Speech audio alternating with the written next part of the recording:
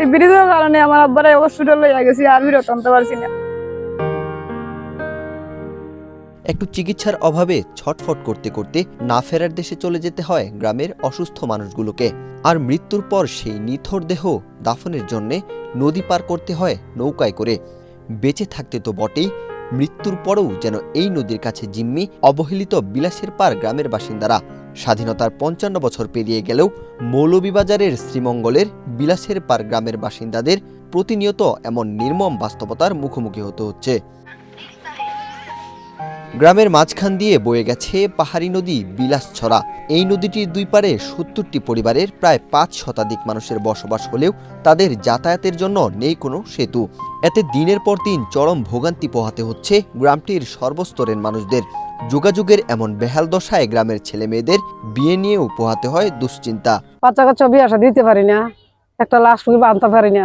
আমাদের member chairman ওনারা অনেক সময় আসেন আমাদের এলাকায়, এসে ওনারা আমাদেরকে আশাবাদী করেন যে আমাদেরকে ওনারা রাস্তাঘাট এবং ব্রিজের ব্যবস্থা করে দিবেন, কিন্তু ওনারা যখন আসেন কিন্তু ওনারা আর দেন না। কারণে বাদলা দিনে এই সাঁকুটা ভেঙে যায় বারবার। এই যে তা দেখতে পাচ্ছেন পিছনে বাঁশের সাঁকু, এই সাঁকু দিয়ে এমনিতেই পারাপার করা একটা কঠিন ব্যাপার।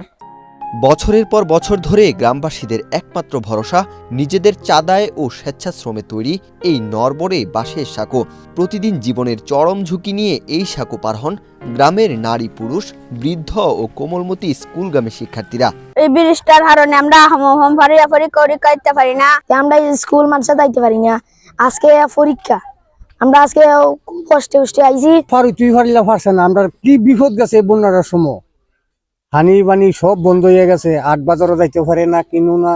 নদীর পশ্চিম পারের ছাত্রছাত্রী স্কুলে আসতে পারে না। না আসার মূল কারণ এখানে কোনো সাঁকু নাই, ফুল নাই। শুকনো মৌসুমে কোনো মতো চললেও বর্ষা মৌসুমে এই দুর্ভোগ যেন মরণ ফাঁদে রূপ নেয়। পাহাড়ি ঢলে নদীর পানি উপচে পড়লে সাঁকোটি পুরোপুরি তলিয়ে যায়।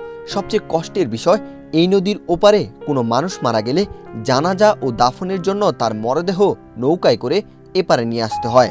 বাচ্চা চলো এইতে পারি না, এই ব্রিজে দি গর্ব মা হল ধরে এইতে পারি না। এবার একটা লাশ মরলে নাও জানা লাগে, নাও ওখান থেকে পারা হই না, এবারে নাও জানা লাগে। কিছুদিন আগে আমরা দাদা এখন মরছই, তার কত কষ্ট হইলে আমরা লাশ ইয়ে করে পার করছি। আমরা ও নৌকা গিয়ে আনছি, আর ও বরুণা তো গিয়ে আনছি নৌকা। গ্রামবাসীর দাবি, দেশ স্বাধীনের পর অনেক সরকার এসেছে, জনপ্রতিনিধিরা ভোটের আগে বড় বড় আশ্বাস দিলেও ভোটের পর তারা কেউ ব্রিজ নির্মাণের দৃশ্যমান কোনো পদক্ষেপ নেয়নি। ইতিমধ্যে স্থানীয় সংসদ সদস্য নদীটির সেতু নির্মাণে ডিও লেটার দিয়েছেন বলে জানান উপজেলা নির্বাহী প্রকৌশলী অফিসার।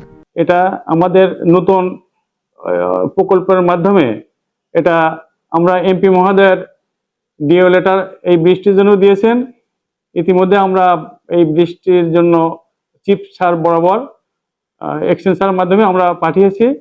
যুগ যুগ ধরে চলা এই অবহেলা থেকে মুক্তি পেতে এবার প্রশাসনের দ্রুত হস্তক্ষেপ চান ভুক্তভোগী এলাকাবাসী। ওয়াহিদ হুসাইন জিহাদ, বাংলাদেশ প্রতিদিন।